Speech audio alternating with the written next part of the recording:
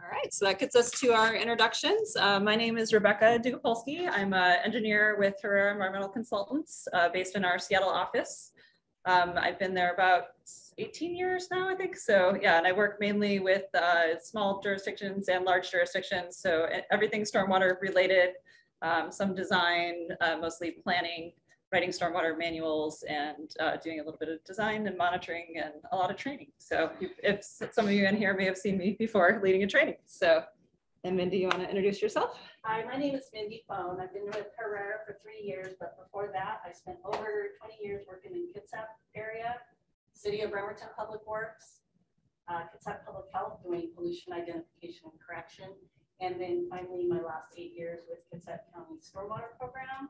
And so I've done a lot of inspections over the years, and I'm very excited to share a lot of collective knowledge that was gathered in this project to share with you guys. So looking forward to this afternoon. Great, thank you. So here's just a quick overview of what we'll be covering this afternoon. I'll start off with logistics and objectives, transition into an introduction and project overview. We're talking about a brief overview of the permit requirements. I know we have some Eastern Washington folks with us today. We're focusing on the Western Washington Phase 2 requirements, and there may be some requirements in the future in Eastern Washington permit, but currently there are none related to source control.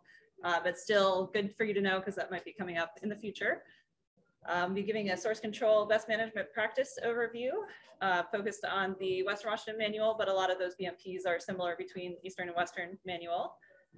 And then focusing on, talk about the guidance manual, which we developed and is available online. Then I'll be shifting to Mindy. We'll be focusing on inspections.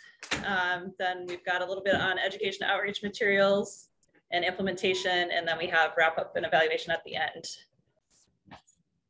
So here are our objectives for today. We'll be discussing key topics included in the National Pollutant Discharge Elimination System Phase 2 Western Washington permit. But as I mentioned, similar requirements are in the Phase 1 permit, and then there may be requirements in the future for the Eastern Washington permit. We'll be providing an overview of the Source Control Inspection Program Guidance Manual, highlighting critical items related to developing business site inspection program and conducting business site inspections, providing peer-to-peer learning opportunities. We have a segment towards the end on case studies that we have pre-recorded, and actually a couple of our speakers that pre-recorded presentation are here and will probably pop in later in the training and give a presentation as well.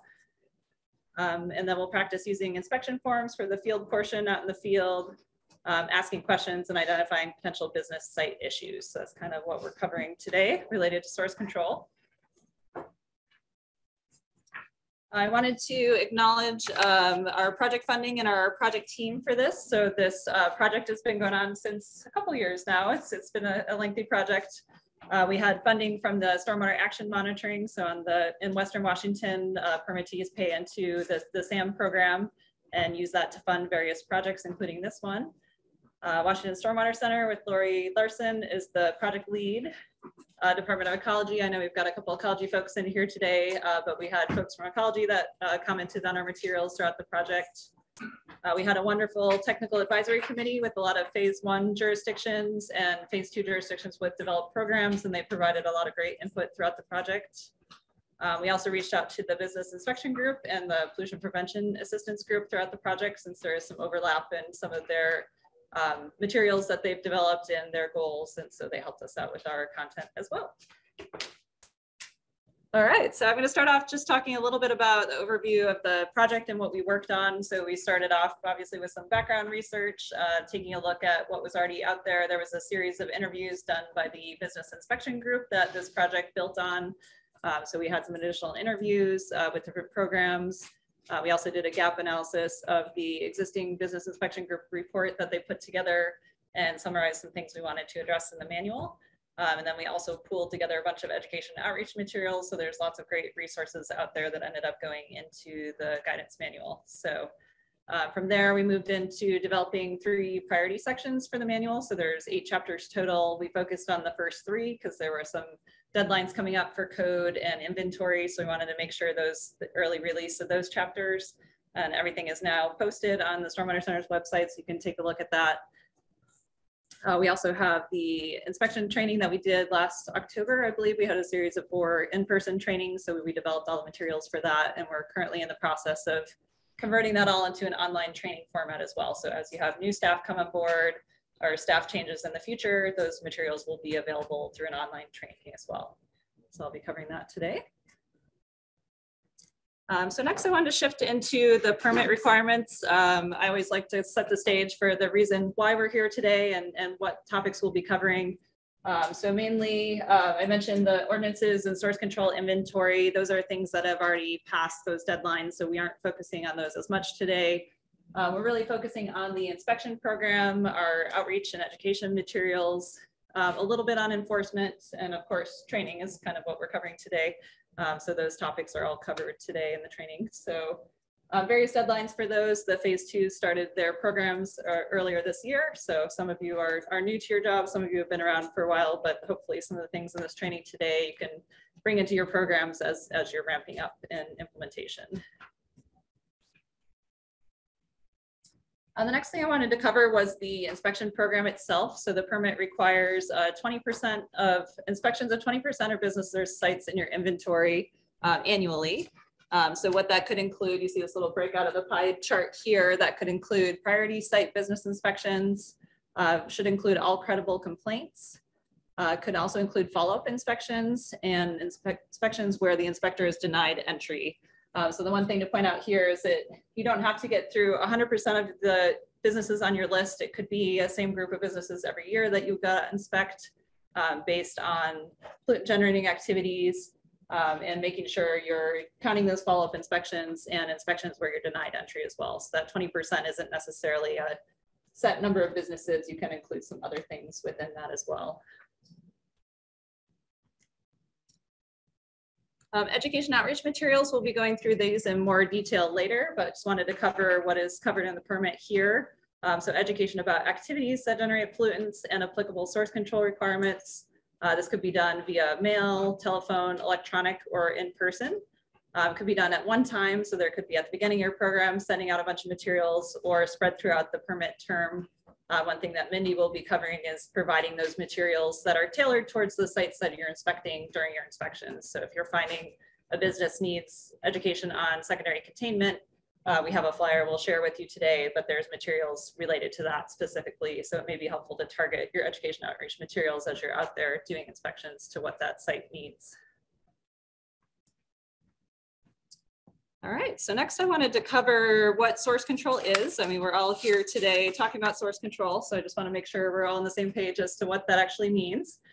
So this is the definition out of the 2019 Stormwater Management Manual for Western Washington. It was slightly streamlined in the source control manual that we prepared, but generally source control BMP is a structure or operation that's intended to prevent pollutants from coming into contact with stormwater.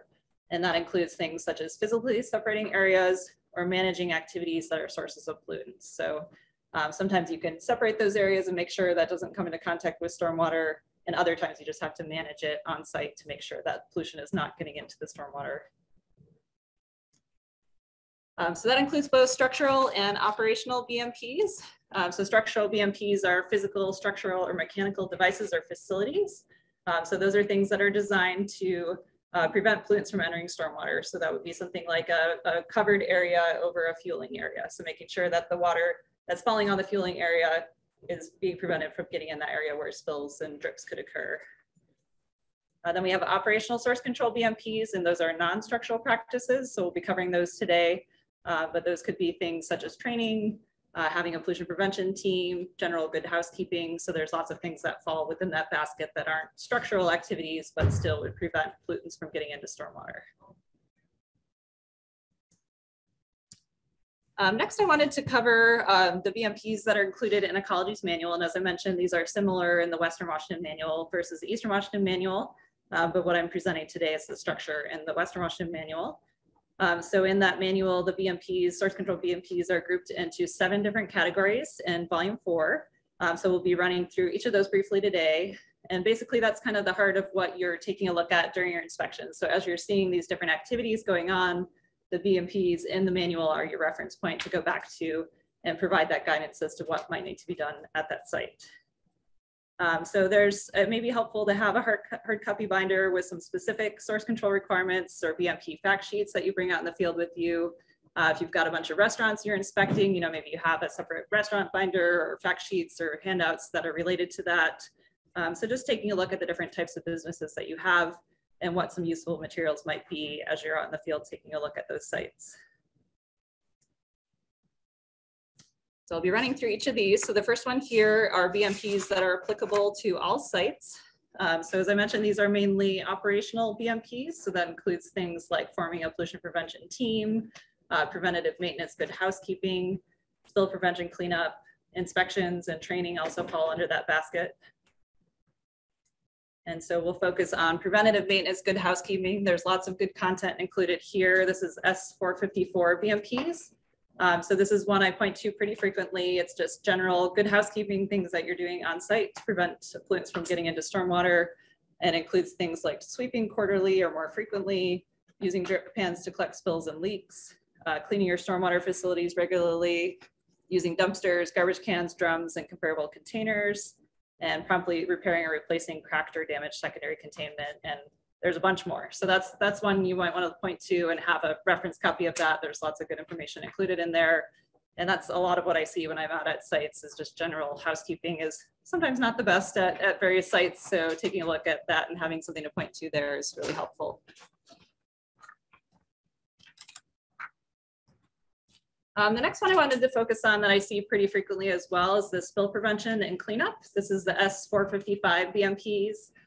So this includes things such as spill prevention, having a spill plan that's posted on the site, having spill cleanup kits that are stocked and ready to go, and then spill cleanup and proper disposal of waste.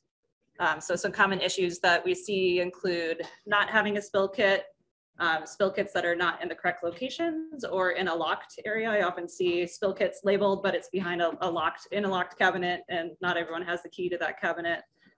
And empty spill kits. So sometimes you'll pick up a spill kit and it's been used recently and people forgot to put stuff back into the kit. So that's another thing to look for, make sure it's restocked with materials.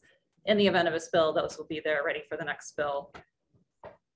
Basic spill cleanup training and a site-specific spill plan is also really important. We'll be talking through some resources later today. But oftentimes if you have a site guide that's kind of walking you through the site, sometimes it's also helpful to just ask a random employee on the site to say, hey, can you show me where your spill plan is or your spill kit? And if they know where it is, then you know that they've had training. And if they don't know where it is or scratching their head, then they probably haven't had appropriate training or they don't have those materials available to them. All right, the next category is cleaning or washing. This is one you'll probably come across pretty frequently as well. So any site that has a wash pad, does any building washing. There's also a BMP specific to dock washing as well. So lots of good content here related to cleaning or washing. We'll be talking about some of that in our group activity later. So we're not going to focus too much on that today. The third category is roads, ditches, and parking lots.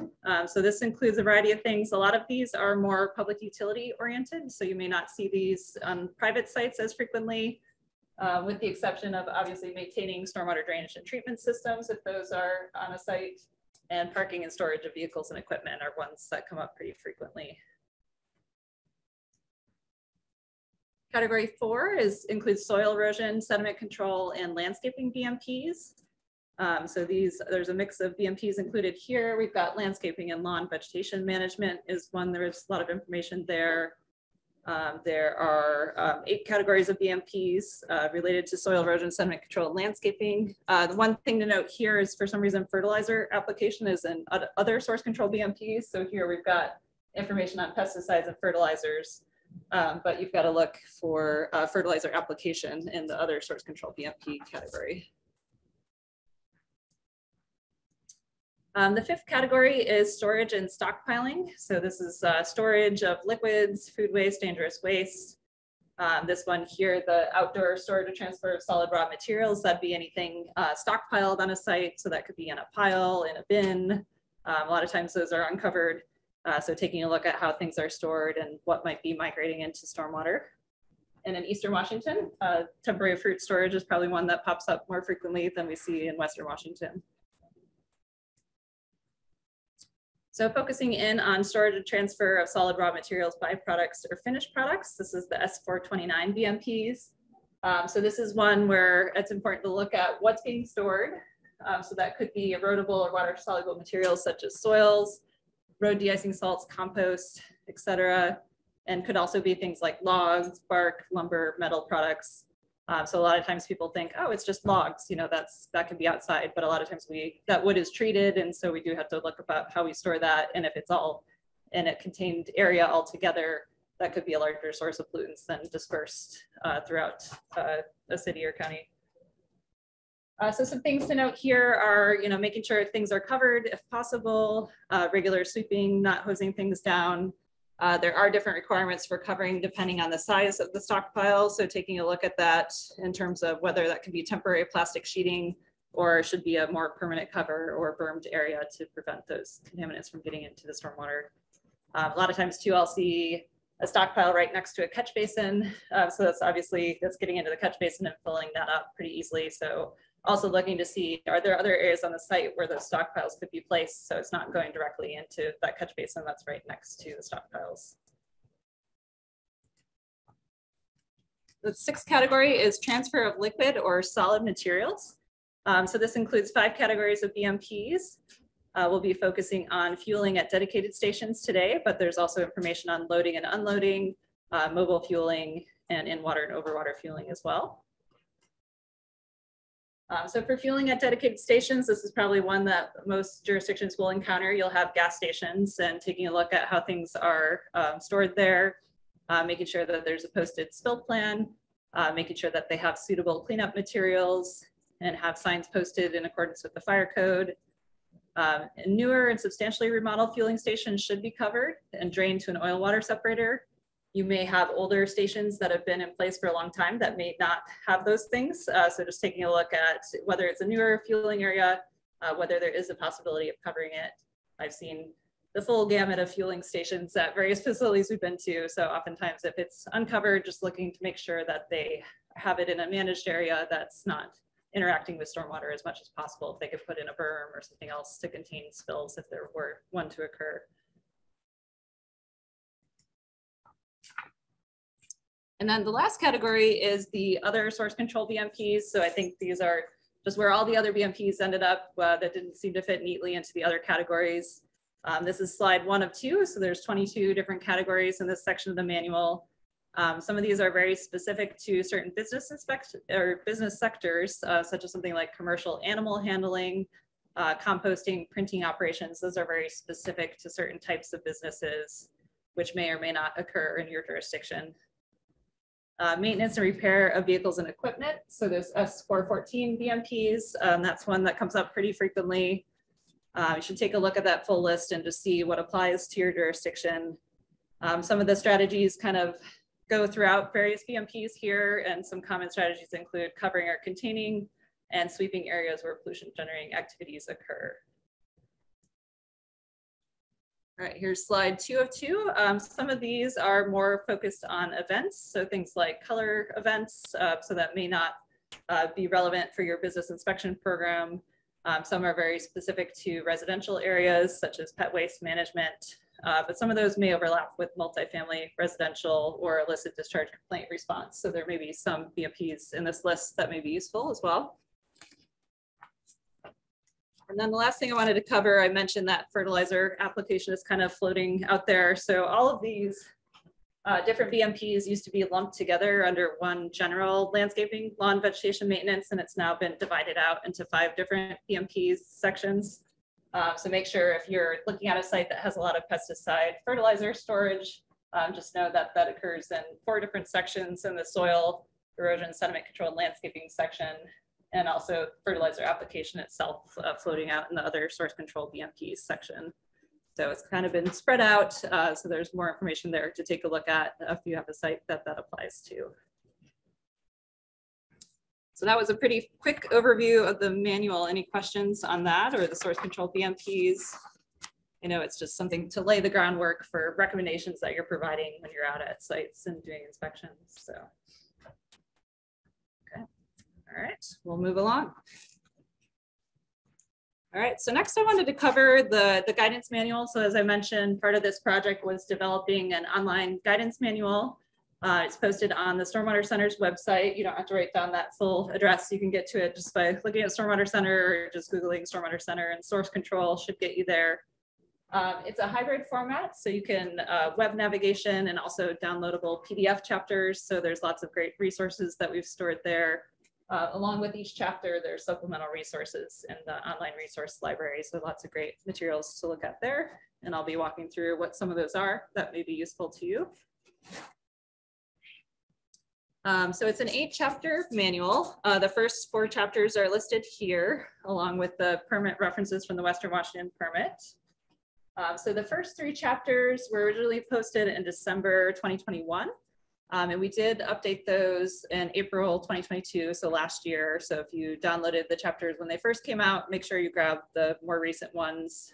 There's more interactivity there with hyperlinks to the other chapters and clarification of the permit dates, since this was based on the current permit term and maybe slightly different based on the upcoming permit. All right, and here's the rest of the chapters here. Additional information includes example inspection form, which Mindy will be covering today out in the field.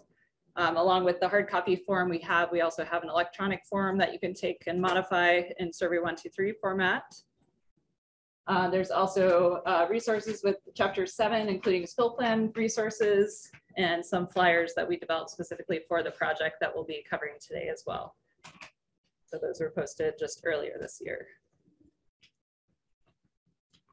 All right, so here's the first 3 chapters. I'll be running through briefly what these contain, but not spending as much time on the first 3. Chapter 1 focuses on the project background, purpose of source control, purpose of the manual, contains definitions and acronyms, a summary of the regulatory requirements, and describes the manual organization. So a pretty short chapter, just kind of covering some of the content I've already covered today in the intro to this training.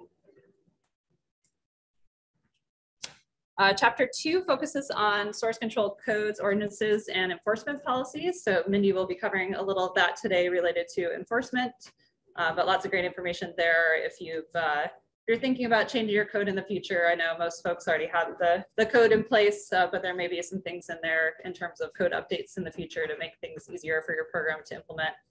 You might want to take a look at there. And also enforcement as we go along to actually needing to enforce following some of these inspections, some great information there as well. So along with chapter 2, there is a code builder matrix. So again, this is kind of a little bit outdated based on when this first came out, but great information there for code updates. There is an example enforcement workflow, which may be still helpful as you're implementing your program. There's a flow chart in Visio there that you could take and modify to match your program. Chapter 3 focuses on the inventory. So this is when you were developing your initial lists of sites in terms of what that should include, recommended process, and prioritization. So developing your initial inventory, steps you may take for refining your inventory, and then updating your inventory in the future as new data sources are available. All right, so along with that, chapter 2, there's also another Visio flowchart you can take there in terms of steps for developing and updating your source control inventory. You can take a look at that and modify that, and other resources from the original Business Inspection Group report and our project research as well. All right, next I wanted to focus on some of the tools that we developed for actually implementing your inspection program.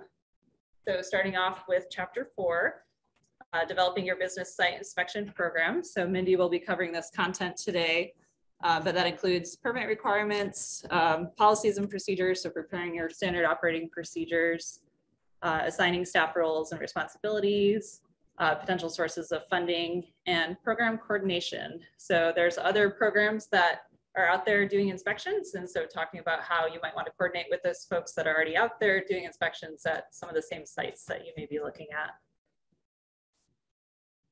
Along with this chapter, some of the resources I wanted to mention, there are 3 business letter examples. So there's one that's a introduction to the program. You know, you may have sent out something like this earlier this year. or at the beginning of each year before you go out and do inspections, that may be something you want to take a look at and modify that for your jurisdiction. And then there's also some follow-up. So for sites that are in compliance, there's an example letter for that. And sites that have actions required, there's also an example letter for that. And we will be posting these also in Spanish, Korean, and traditional Chinese later this year. So take a look up for those as well.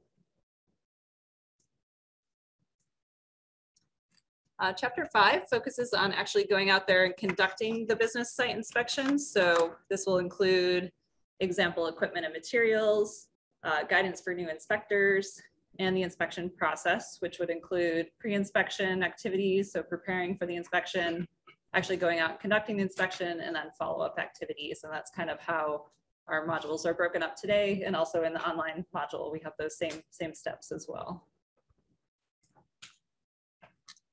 Resources included along with Chapter 5 include that inspection form that I mentioned in Word, and also Survey 123, which comes across as an Excel format.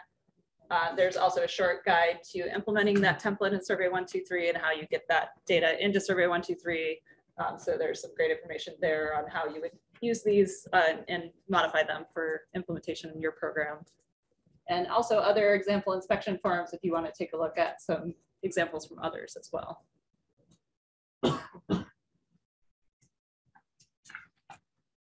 Chapter 6 focuses on data management and record keeping. In our longer training, we actually have a segment where we talk about data management in a little more detail, which we cut out from today's training just based on time. But there's some great information here on developing and maintaining a centralized database, some tips on how you might want to arrange things for annual reporting to ecology, information on updating your source control inventory, and other information on data collection. Along with this chapter, there are several presentations from various vendors. We're not promoting any one particular vendor's product, but we wanted to pool these resources together so you could take a look at some of the vendors that are out there. Note that these were recorded a couple of years ago now, so I think there may be some newer information. So you want to reach out to some of those vendors directly if you had questions about their products. All right, Chapter 7 is a big one. Mindy will be covering this in more detail later, but this includes information on communication plan, cross-jurisdictional collaboration, source control BMP guidance. So in addition to Ecology's manual, other resources that are out there from other jurisdictions, and then the business outreach materials, which is the biggest portion of that chapter. So how we organize that is there is this Excel table where you can easily go through and take a look at audiences, type of material, what format it's in, and then we group things into general information. Dumpsters, there's a section on that, a section on spills, storm drainage system maintenance, and wash water. And then within each section, so here's the general information. There's this link here, for example, booklets, brochures, flyers, and posters. So you can download, basically this is a zip file link here with all these resources from all these different jurisdictions. So what we tried to do is group it under these different categories so you can easily find what you need. So if you've got a site with a problematic dumpster, you can just jump ahead to the dumpster link and take a look at some resources that are out there related to dumpsters. And there's some great things that have been developed in our region specific for that. There's other information here, including web pages and even a radio commercial, if that's of interest to you. After the general information, we then dig down into specific business sectors. So again, this is where we kind of looked at where there may be some gaps in these resources, and we developed some materials through this project to help fill some of those gaps. So there's lots of great information here on specific business sectors that you may encounter. And again, same format here where you've got example brochures, flyers, and posters. You click that link and then you get these different examples from these different jurisdictions. Information on carpet cleaners, gas stations as well. So just pulling all those resources from others and taking a look at how you might want to apply similar things in your jurisdiction. All right, then the last chapter is training. So that includes training materials that we developed last fall, and we'll include the link to the upcoming online training once that's ready to launch. So here's information for the training, including the training agenda, outline, slides, group activities, and resources.